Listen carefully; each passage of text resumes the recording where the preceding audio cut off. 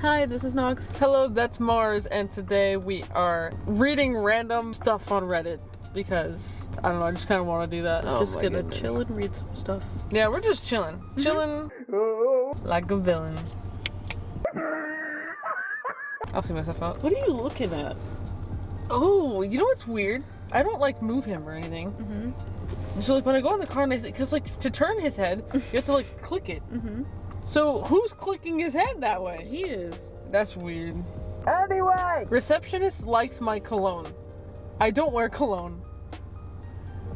I think this is funny, but not entirely sure you guys will agree. Let's find out. Long story short, I drive a ute, like a pickup truck. Like, yeah, for an American. I do a lot of pickups and deliveries for work. Yesterday, I stopped by one of our suppliers to pick up some stuff. I popped into the main office to let the receptionist know I was there. She called up the storeman to let him know. Then she asks me, "What are you wearing?" Who asks that? What are you wearing? Who would ask that question? That is not a normal question to ask somebody. It says, I was confused because she could see me quite clearly. And for work, I wear high visibility workwear, so it's pretty clear what I'm wearing. When I pointed at my shirt all confused, she laughed and said, "What cologne are you wearing? I could smell it last time you were here as well, and it's lovely." What? She's picking up on the pheromones. Yeah, cue even more confusion because I don't wear cologne. When I told her that she was insistent that I had a lovely scent to me, that's when I realized what she was smelling. I pulled out my vape pen and passed it to her. She smelled it and laughed. That's hilarious. That was the scent. Blackberry, raspberry, lemon. That is hilarious. Oh my god. Guys, if you ever wondered what it's like to hang out with us, this is it. Yeah, pretty much. The title of this is Covered in Piss Surrounded by 4 Cops. So I have a bunch of these stories. They're from my time in the United States Marine Corps, and I'm usually humble and try to be humble, but these stories are too good not to tell. So I'll start with one of the stories I have. Leading up to the story I'm about to tell you, my USMC buddy Brandon taught me how to drive a stick shift. I've always loved cars, and ever since I was a kid, he taught me on his Ford Focus ST. It was a sporty little car. The boys and I had just finished up our work for the week and wanted to change the scenery up a bit. MCIS Cherry Point NC gets boring over time, so we decided to have a night of drinking over in a college town about 2 hours away called Greenville, North Carolina.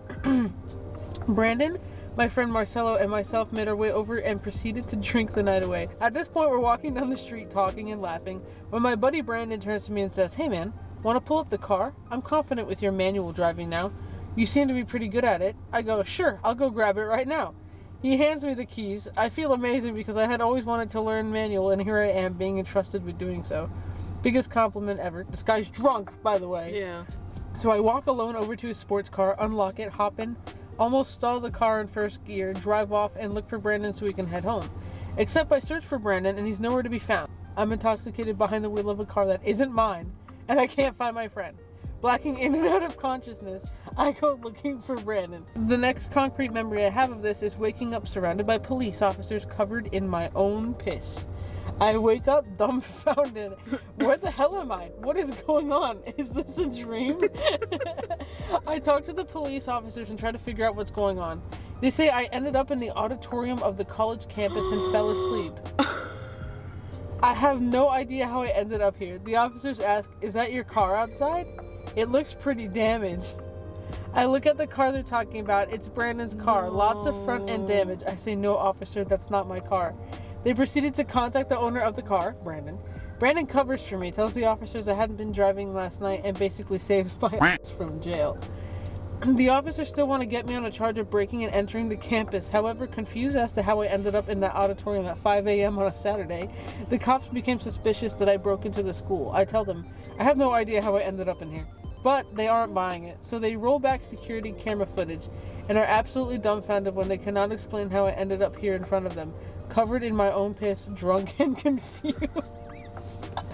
Even the video doesn't prove Yeah, that the we got cops it? let me go. Brandon met up with me. His front axle and control arms were absolutely destroyed. I ended up paying $10,000 out of pocket over some stupid mistake. Oh my god. And it's a story that we laugh about now. That's insane. Somebody said, glad you enjoyed. Never drink and drive. 3 years sober.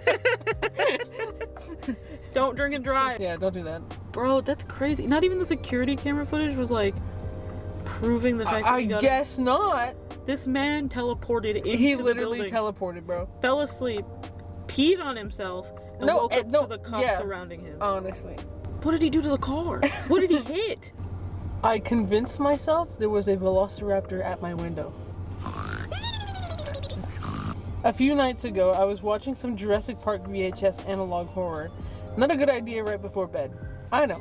Anyway, it was around 12, maybe 1 in the morning, and just as I put my device down for the night and tried to go to sleep, I heard a tapping at the window.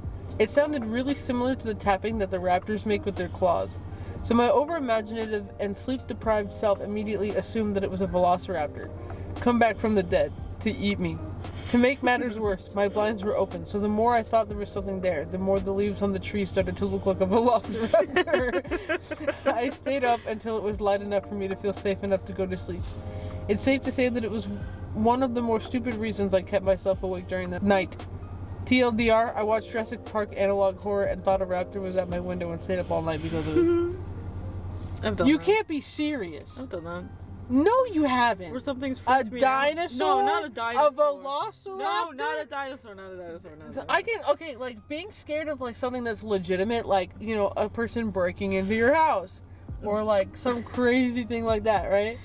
A velociraptor after watching Jurassic Park VHS analog horror the night before is crazy. Like, you hear tapping on your... There's a dinosaur. I've had moments where I've watched something before bed and then I get, like, I scare myself. So that's probably what he was doing. He was just overthinking. It was a everything. velociraptor. The point is not that, oh yeah, sometimes I get scared. Everybody does, because people are paranoid that people are gonna break into their houses or like something's gonna happen, right? But being afraid of a dinosaur before a human is crazy. Coming back from the dead to eat me. Are you serious? Henrietta chicken feels like a dog. What does that mean? I don't know. We're about to find out. Fred was your average guy, except for one small detail. He had a pet chicken named Henrietta who thought she was a dog. Henrietta was convinced she could bark, fetch sticks, and even guard the house. Fred had tried to explain the whole being a chicken thing to Henrietta, but she would just stare at him with her beady eyes, then go back to digging holes in the yard. The comment says, just let the chicken be what it wants to be.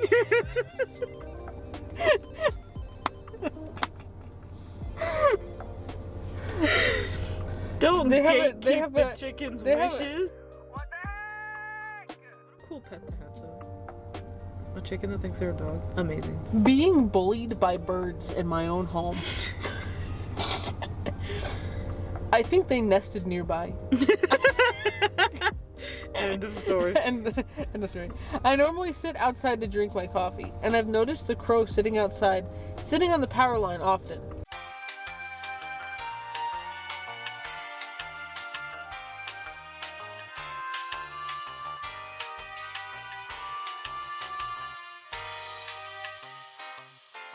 What would you do in that situation? I have no idea. Go inside, never leave. Never come out ever again. Well, okay, so, Watch the crows from your window. at the place that I work, when I park my car, this was like, I think like maybe like a year ago, there were like birds that were nesting in the tree. Mhm.